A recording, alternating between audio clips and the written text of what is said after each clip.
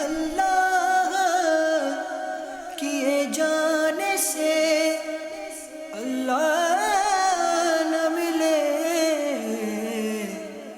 اللہ والے ہیں جو اللہ سے ملا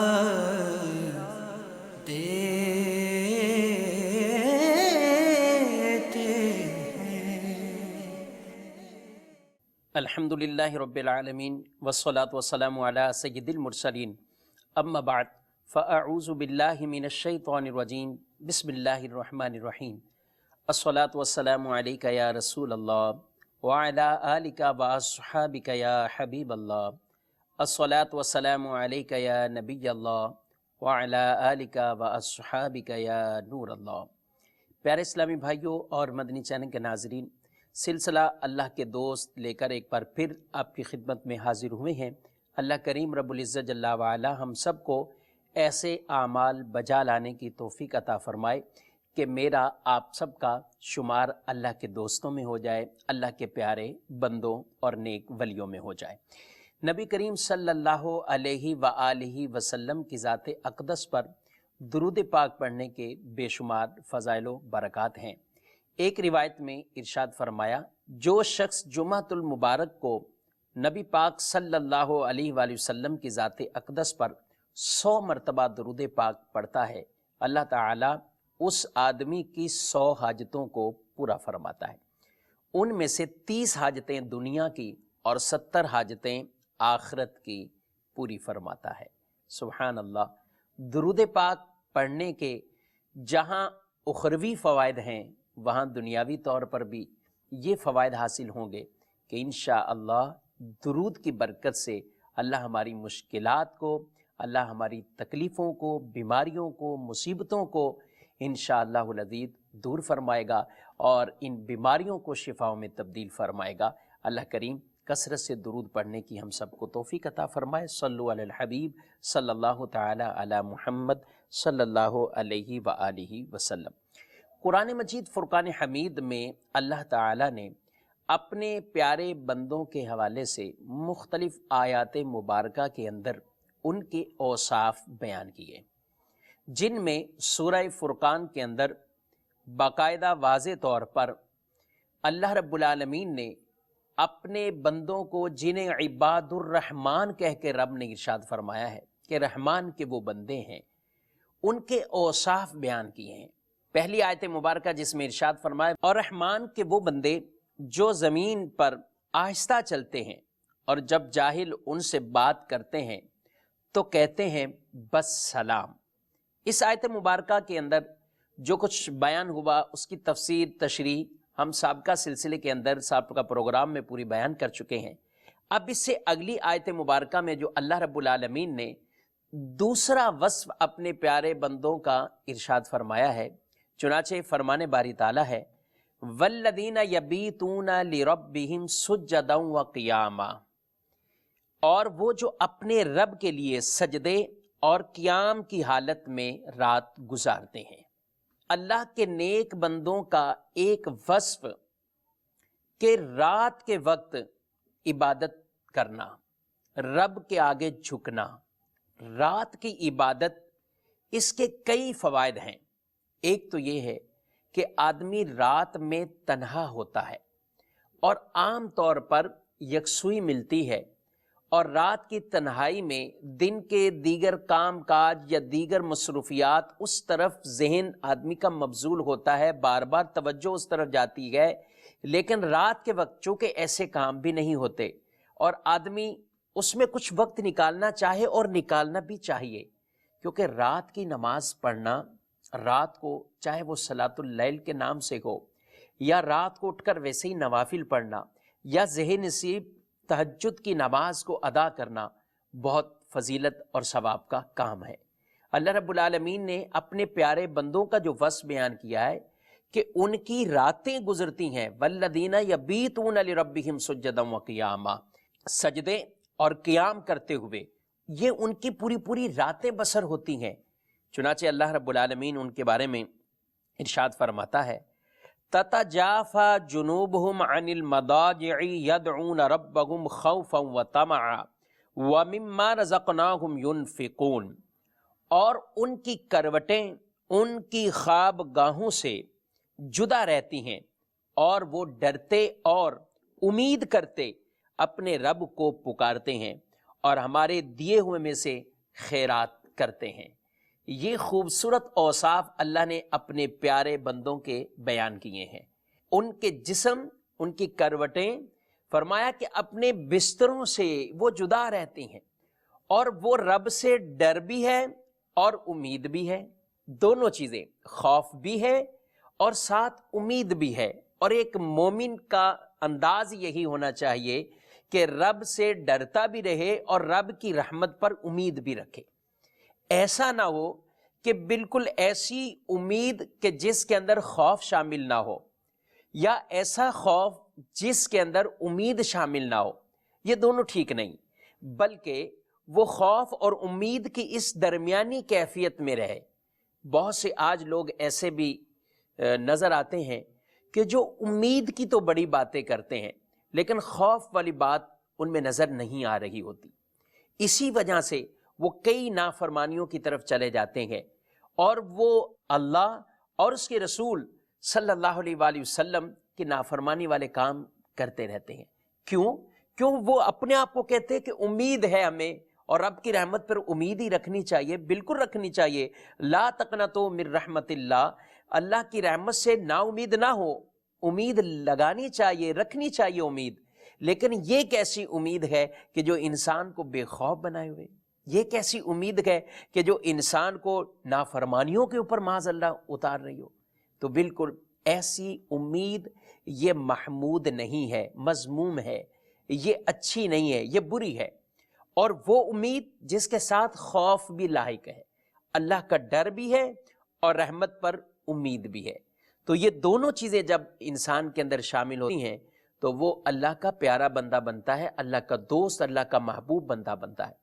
اور یہی صحابہ کرام علیہ رضوان اور اولیاء صالحین سے منقول کہ اسی طرح کی وہ کیفیات میں رہتے، رب سے ڈرتے بھی رہتے اور امیدیں بھی لگائے ہوئے ہیں اور اطاعت گزاری والے کام کے اندر اپنے شب و روز گزار دیتے۔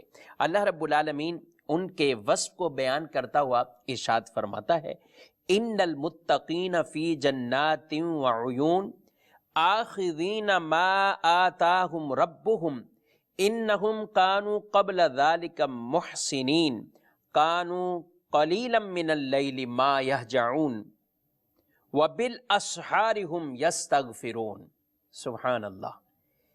آیت مبارکہ میں وصف بیان کیے، بے شک متقین، پرہیزگار لوگ باغوں اور چشموں میں ہوں گے اپنے رب کی عطائیں لیتے ہوئے، بے شک وہ اس سے پہلے نیکیاں کرنے والے تھے اور رات میں کم سویا کرتے تھے، رات کے آخری پہروں میں بخشش مانگتے تھے، سحر کے وقت رب سے معافی مانگنا، سحر کے وقت رب سے استغفار کرنا، یہ اللہ کے پیارے بندوں، اللہ کے دوستوں کا انداز اور طریقہ رہا ہے کہ صبح کے وقت اٹھتے، نماز بھی ادا کرتے اور پھر ساتھ ساتھ رب تبارک و تعالیٰ کی بارگاہ میں استغفار کرتے۔ تو ایک عام آدمی اور ایک ہم جیسے گناہگاروں کا تو زیادہ حق بنتا ہے کہ اللہ رب العالمین کی بارگاہ میں زیادہ استغفار کریں، رب سے زیادہ معافی مانگیں، کیونکہ جب آدمی اللہ سے معافی مانگتا ہے رب تعالیٰ کو ایسے بندے بہت پسند آتے ہیں۔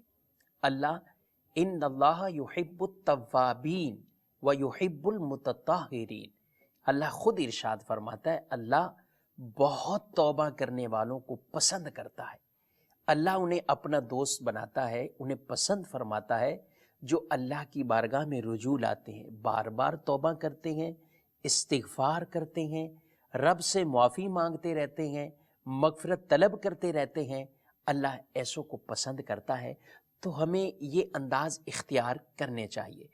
رات کے وقت بطور خاص عبادات کو بجا لانے کے حوالے سے جو فوائد علماء کرام نے لکھے ہیں، چند باتیں تفسیر صراط الجنان سے میں عرض کرتا ہوں۔ ارشاد فرمایا گیا کہ نفلی عبادات میں دن کے مقابلے میں رات کو فوقیت دینا، رات کو چن لینا، یہ زیادہ فائدہ مند ہے۔ کیوں؟ اس کی وجہ یہ ہے کہ جب آدمی کچھ دیر آرام کرنے کے بعد اٹھ کر عبادت کرتا ہے تو دن کے مقابلے میں زبان اور دل یہ زیادہ موافقت اختیار کر جاتا ہے اس عبادت میں۔ وجہ یہ ہے کہ دن میں آدمی کئی طرح کے کام کاج کے اندر، دن میں کئی طرح کے معاملات کے اندر ٹینشن کے اندر رہتا ہے، ذہن نصیب، بلکہ فرض تو لازمی پڑھنے ہیں، اور کئی ایسے بھی ہوتے ہوں گے کہ جو اپنے کام کاج کے اندر اتنے بیزی کہ وہ اللہ کے فرائض کو بھی ترک کر دیتے ہوں گے، نعوذ باللہ من ذالک۔ یاد رکھیے کہ جو نماز یعنی فرض نماز کو ترک کرنے والا ہے، فرض نماز کو ایک نماز بھی اگر جان بوجھ کر وہ چھوڑ دیتا ہے، اللہ اس سے بہت سخت ناراض ہوتا ہے، اس کا نام جہنم کے دروازوں پر لکھا جاتا ہے۔ اور بے نمازی کے لیے قیامت کے دن نہ نور ہوگا، نہ اس کے لیے کوئی برہان، نہ اس کے لیے کوئی ایسی چیز کہ جو اسے بچا سکے۔ اللہ اکبر۔ روایتوں میں بیان کیا گیا ہے اسے فرعون، حامان، قارون، ایسے لوگوں کے ساتھ قیامت کے دن کھڑا کیا جائے گا، ایسے لوگوں کے ساتھ اسے کھڑا کیا جائے گا۔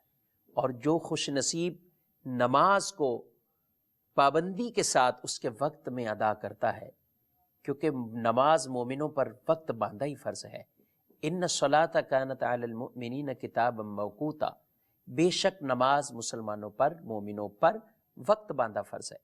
تو جب آدمی ان کے اوقات مقررہ کے اندر انہیں ادا کرتا ہے تو گویا کہ اس نے اپنے فریضے کو ادا کیا ہے۔ اسلام کاروبار سے منع نہیں کرتا، اسلام کمائی سے منع نہیں کرتا، اسلام مال کمانے سے منع نہیں کرتا۔ آدمی جتنا چاہے کمائے، کمانا چاہتا ہے کمائے، شرط یہی ہے حلال ذریعہ اختیار کیا ہوا ہو اور اللہ کے حقوق بھی ساتھ ساتھ پورے کرتا رہے، اور اس مال کی وجہ سے جو اس پر دینی تقاضے لازم آتے ہیں، مال کی زکوٰۃ کی ادائیگی کرنا، اور جن جن کا خرچ اس کے ذمے لازم آتا ہے ان کے خرچوں کو ادا کرنا، بخل نہ کرنا، رب کی راہ میں دیتے رہنا، یہ عمل ایسا عظیم عمل اس کا بن جائے گا کہ تجارت کرنا بھی اسے ثواب کے اندر داخل ہو جائے گا۔ اس کا مال کمانا بھی اگر اچھی غرض، اچھی نیتوں کے ساتھ کماتا ہے، یہ بھی عبادت کے اندر شمار ہو جائے گا کہ یہ کسی کے آگے ہاتھ نہیں پھیلائے۔ آدمی اس لیے کچھ اپنے پاس پیسے جمع کرے کہ میں کسی کے آگے ہاتھ نہیں پھیلاؤں گا، میں مانگوں گا نہیں، میں کسی پر بوجھ نہیں بنوں گا، جو مجھ سے ہو چکا میں لوگوں کے لیے نفع کے کام کروں گا، لیکن میں خود کسی کے آگے ہاتھ نہیں پھیلاؤں گا، کیونکہ اللہ کو جو ہاتھ پسند ہے وہ اوپر والا ہاتھ پسند ہے، نیچے والے کی پذیرائی نہیں ہے جو لوگوں کے سامنے پھیلائے جاتے ہیں، لوگوں سے مانگنے کے لیے آگے بڑھائے جاتے ہیں۔ یہ ہاتھ پسندیدہ نہیں ہے، پسندیدہ دینے والا ہاتھ ہو کہ وہ اللہ کی راہ میں دیتا ہے، وہ فقراء کو بھی دیتا ہے، وہ یتیموں کو بھی دیتا ہے، وہ ایسے نادار اور محتاج لوگ ان کی بھی وہ مدد کرتا ہے۔ انسان جتنا بھی کماتا جائے، جب تک وہ شریعت کی حدوں کو توڑتا نہیں ہے اس کو شریعت منع نہیں کرتی ہے، بس شریعت کی پاسداری کرتا رہے۔ لیکن اگر مال کمانے میں اتنا مشغول ہو جائے کہ فرائض کو ہی ترک کرے تو یہ درست عمل نہیں ہے، گناہ گار ہوگا۔ بالکل ایک نماز بھی جان بوجھ کر قصدن ترک کرنے کی شرعاً بالکل اجازت نہیں ہے۔ ہم جس عبادت کی بات کر رہے ہیں وہ رات کی تنہائیوں میں اللہ کے آگے گڑ گڑانا، رب کے حضور سجدے کرنا، نوافل کے ذریعے رب کا قرب چاہنا، کیونکہ جب آدمی فرائض پورے کرتا ہے، اور فرائض سے بڑھ کر کوئی عمل ایسا نہیں ہے جس کے ذریعے انسان رب کا قرب حاصل کر سکے، سب سے مقدم فرائض، پھر وہ نوافل کے ذریعے قرب حاصل کرتا رہتا ہے، یہاں تک کہ حدیث قدسی میں ہے، اللہ ارشاد فرماتا ہے کہ بندہ اس مقام پر پہنچ جاتا ہے کہ رب اسے خود فرماتا ہے میں فلاں سے محبت کرتا ہوں، یہ فلاں میرا دوست ہے، یہ فلاں میرا ولی ہے، فلاں میرا محبوب ہے۔ سبحان اللہ۔ جس سے اللہ محبت فرمائے وہ اللہ کا پیارا بندہ، وہ اللہ کا محبوب بندہ، وہ اللہ کا دوست بن جاتا ہے۔ اور وہ کیسے؟ جب نوافل کے ذریعے مسلسل کثرت بجا لاتے ہوئے وہ آدمی اللہ کا قرب حاصل کرتا ہے۔ تو رات کی عبادتیں، رات کے وقت اٹھ کر سجدے کرنا، یہ اس وجہ سے بھی ایک اس کا فائدہ یہ بیان کیا گیا کہ اس میں اخلاص زیادہ ہے، ریاکاری کا عنصر نہیں ہے۔ تنہائی کی عبادت نفلی طور پر یہ زیادہ افضل ہے۔ فرائض کے لیے تو ہمیں یہی تلقین ہے کہ ہم مسجد کے اندر جا کر پڑھیں، با جماعت نماز کو ہم ادا کریں، بغیر کسی شرعی عذر کے جماعت کو ترک نہ کیا جائے۔ لیکن نوافلی طور پر یہ بھی تو فرمایا کہ اپنے گھروں کو قبرستان نہ بنا لو، یعنی ایسا نہ کرو کہ وہاں کوئی نماز ہی نہ پڑھے، نہیں، گھر میں بھی نماز کا اہتمام۔ رات کے وقت وہ نمازیں پڑھ رہے ہیں، صبح کے وقت اشراق و چاشت کے نوافل ادا کیے جا رہے ہوں، اوابین پڑھ رہے ہوں، اور ذہن نصیب تحیت الوضو کی نماز کو پڑھ رہے ہو، تو یہ نمازیں پڑھ سکتے ہیں اور پڑھنی بھی چاہیے، تاکہ ہماری یہ تنہائیاں اور گھر کے معاملات بھی وہ نماز کے اندر جب معمول میں آئیں گے تو انشاءاللہ اس کا ایک ذوق ملے گا۔ کیونکہ جب آدمی تنہا بیٹھ کر اللہ کو یاد کرتا ہے، حدیث میں فرمایا کہ اس کی آنکھ میں سے آنسو نکل آئے، اور رب کو یاد کرتے کرتے وہ آنکھ میں سے پانی آ گیا، آنسو آ گیا۔ اللہ رب العالمین اس آدمی کو قیامت کے دن اپنے عرش کا سایہ عطا فرمائے گا، اس خوش نصیب کو، کیونکہ اس کو کوئی دیکھنے والا نہیں ہے، اس کا اب رونا محض اللہ کی رضا کے لیے ہے۔ اور حدیث میں ارشاد فرمایا گیا کہ جب بندہ مجمع میں آ کر نماز پڑھے تو بہت خوبصورت پڑھے، اور پھر تنہائی میں جائے اور تنہائی میں جا کر وہ نماز پڑھے تو خوبصورت انداز سے نماز پڑھے، تو اللہ فرماتا ہے یہ میرا سچا بندہ ہے، یہ میرا سچا بندہ ہے، کہ نہ مجمع میں لوگوں کی نظروں کی وجہ سے اس کی نماز میں خوبی آئی، اور نہ تنہائی میں جا کر لوگوں سے اوجھل ہو کر اس کی نماز کی اس خوبی کے اندر کوئی کمی نہیں آئی۔ اللہ کو ایسا بندہ یہ بہت پیارا لگتا ہے۔ بلکہ صوفیاء اکرام نے اللہ کے بندوں کے بارے میں، اہل اللہ کے بارے میں جو اوصاف بیان کیے ہیں، ان میں 6 نکات بطور خاص ذکر کیے جاتے ہیں۔ آئیے ہم اس کو سنتے ہیں۔ صوفیاء کرام فرماتے ہیں کہ اہل اللہ کے اندر 6 صفات ہونا یہ ضروری ہے، یعنی ایسی 6 عادتیں، خوبصورت عادتیں اگر وہ کسی آدمی کے اندر پائی جائیں تو گویا کہ اس کا شمار اہل اللہ میں ہو جاتا ہے، وہ اللہ والا بن جاتا ہے اور اللہ کا دوست بن جاتا ہے۔ نے پہلی چیز بیان فرمائی کہ تھوڑی نعمت پر شکر زیادہ کرتا ہوں۔ اللہ اکبر، نعمت قلیل ہے لیکن اس کا شکرانہ وہ بہت زیادہ، رب تعالیٰ کو یہ بہت پسند عمل آتا ہے۔ اس لیے تو ارشاد فرمایا ہے لَإِن شَكَرْتُمْ لَأَزِيدَنَّكُمْ، اگر شکر کرو گے تو اللہ فرماتا ہے میں ضرور زیادہ کروں گا، وہ نعمتیں بڑھا دے گا۔ خزانے اسی کے پاس ہیں، خزانوں کا مالک و مختار وہی رب عز و جل ہے، چاہے جسے بے حساب رزق عطا فرما دے، اور وہاں سے رزق عطا فرمائے جہاں سے کسی کا گمان بھی نہ جائے۔ رب تعالیٰ قادر مطلق عطا فرماتا ہے۔ کائنات کے اندر، دنیا کے اندر ایسے کئی کرشمے آپ کو نظر آتے ہوں گے، کئی ایسے معاملات نظر آتے ہوں گے کہ جہاں بظاہر انسان بے بس سا نظر آتا ہے کہ کچھ نہیں کر پاؤں گا، لیکن رب تعالیٰ ایسا قادر مطلق ہے، ایسی غیبی مدد فرماتا ہے، ایسا کرم فرماتا ہے۔ وہ یہ ایک نہیں، 2 نہیں، سینکڑوں نہیں، ہزاروں کے ساتھ ایسے واقعات ہوتے ہیں۔ تو یہ اللہ رب العالمین کی شان ہے۔ جب آدمی شکر گزار بن جاتا ہے تو رب اپنی نعمتوں میں اضافہ فرماتا ہے، اور اگر ناشکری کرتا ہے کوئی انسان تو رب کو بہت ناپسند آتا ہے، شخص پسند نہیں ہے۔ اس لیے اللہ تبارک و تعالی نے ارشاد فرمایا ہے فَاذْكُرُونِي أَذْكُرْكُمْ وَاشْكُرُوا لِي وَلَا تَكْفُرُونَ، تم میرا ذکر کرو، میں تمہارا چرچا کروں گا، اور تم میرے شکر گزار بنو، ناشکری کرنے والے نہ بنو۔ کفران نعمت نہیں ہونا چاہیے، ناشکری کا پہلو بالکل بھی نہ۔ اور صوفیہ نے جو اللہ والوں کا پہلو بیان کیا ہے نا، وصف بیان کیا ہے، وہ صرف یہ نہیں ہے کہ نعمتیں بڑھتی جا رہی ہیں اور اس پر ان کے برابر شکر ادا کرنا، نہیں، کہتے ہیں نعمت چھوٹی سی ملی لیکن شکر بہت بیان کر دیا، انہوں نے شکر زیادہ کر دیا۔ اچھا، دوسری بات فرمایا بڑی مصیبت پر صبر بہت زیادہ، مصیبت چھوٹی نہیں، یعنی جب ان کو مصیبت کوئی پہنچے تو مصیبت بظاہر بہت بڑی مصیبت ہے، لیکن اہل اللہ کا طریقہ یہ ہے، اللہ کے پیاروں کا انداز یہ ہے کہ مصیبت بظاہر کتنی بڑی ہو لیکن اس پر صبر جو ہے وہ دامن ہاتھ سے نہیں چھوٹتا۔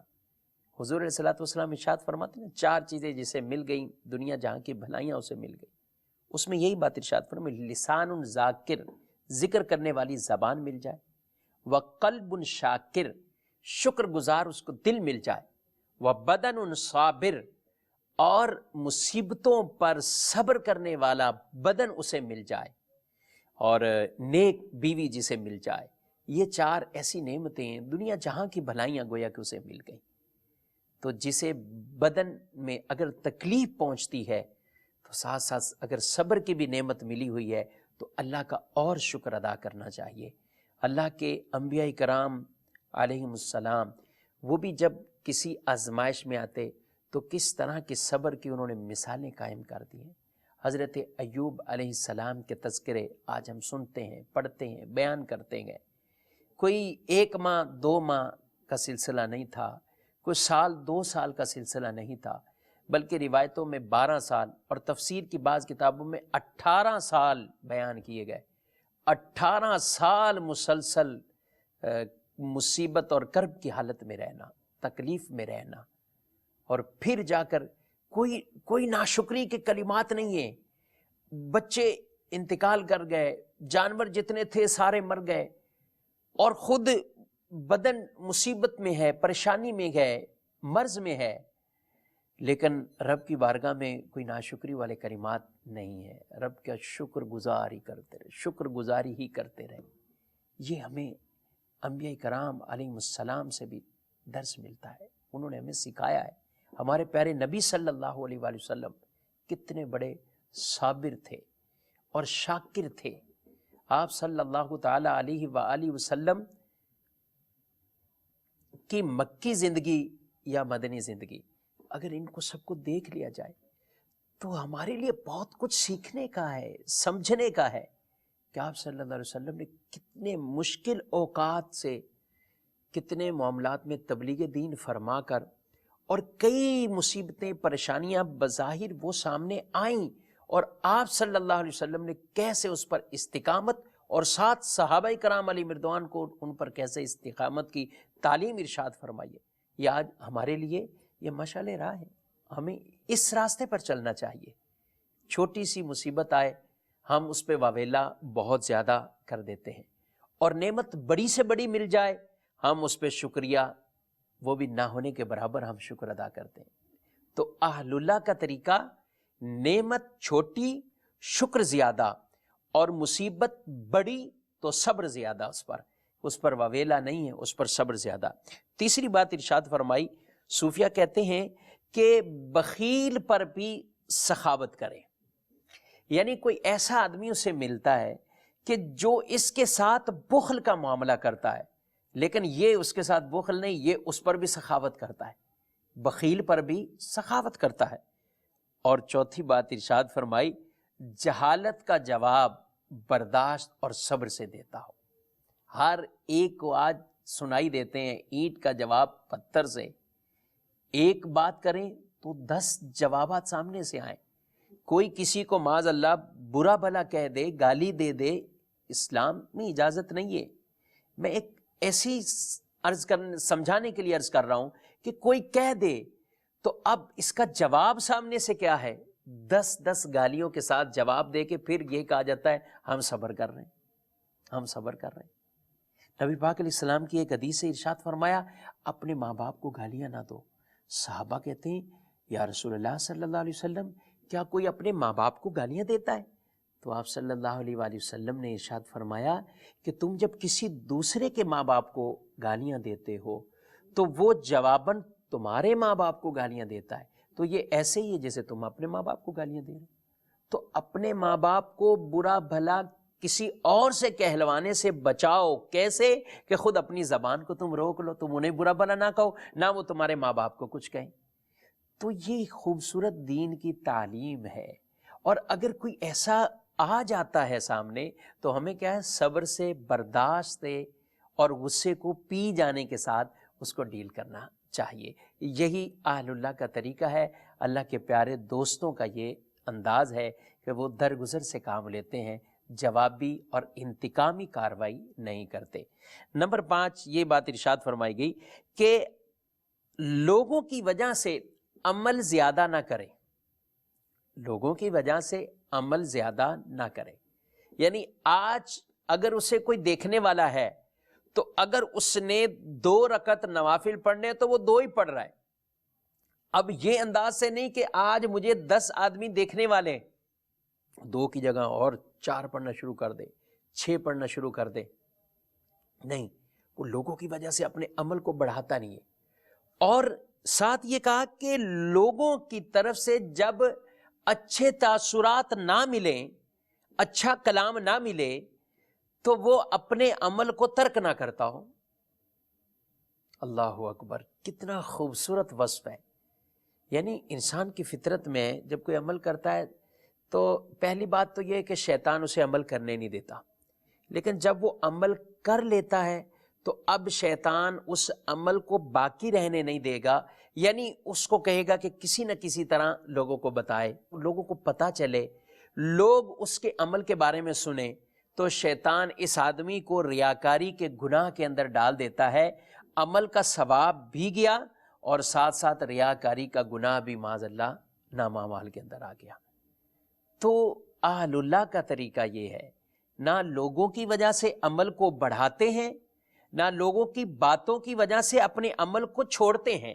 ہاں یہ بھی کہ اگر کوئی کسی نے طرح کی کوئی بات کہہ دی تو یہ دل توڑ کر نہیں کہ بھائی وہ فلاں نے مجھے ایسا کہہ دیا، فلاں نے ایسا کہہ دیا، تو یہ اپنی نمازوں کے اور نیکیوں والے کام روک دے، نہ نیکیوں والے کام نہ روکے، یہ اپنے عمل کو جاری رکھے، یہ اپنے عمل کو جاری رکھے۔ مدنی چینل کے ناظرین، یہاں میں ایک بات ضرور عرض کروں گا، اگر ہمیں کسی کے بارے میں پتہ چلتا ہے بالفرض کہ وہ فلاں نیکی کرتے ہیں، وہ فلاں چھپ کر کرتے ہیں، وہ رات کے وقت عبادت کرتے ہیں، وہ قرآن پڑھتے ہیں، تہجد پڑھتے ہیں، صدقہ دیتے ہیں، فلاں نیک عمل کرتے ہیں، تو میں اور آپ کسی کے بارے میں یہ فیصلہ نہیں کریں گے کہ وہ ریاکاری کرتے ہیں یا وہ دکھلاوے کے لیے ایسا عمل کریں، نہ، ہم اللہ کی پکڑ میں آ جائیں گے، ہم گرفت میں آ جائیں گے رب تعالیٰ کی۔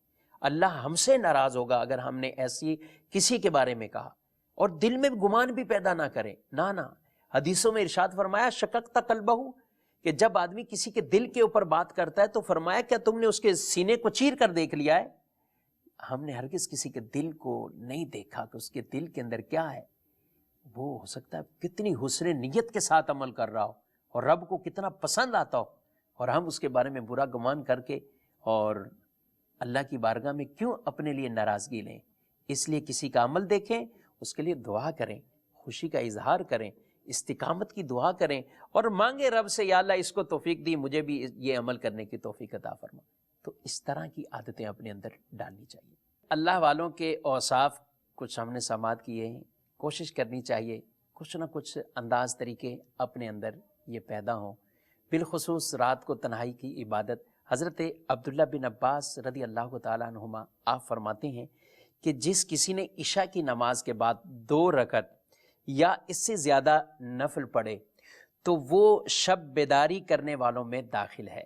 یعنی ایسا ہے کہ اس نے رات کو عبادت کی، بلکہ حدیث پاک میں تو یہاں تک ارشاد فرمایا گیا کہ جس نے عشاء کی نماز باجماعت ادا کی اس نے آدھی رات کے قیام کا ثواب پایا، اور جس نے نماز فجر بھی باجماعت ادا کی وہ ساری رات عبادت کرنے والے کی مثل ہے۔ سبحان اللہ۔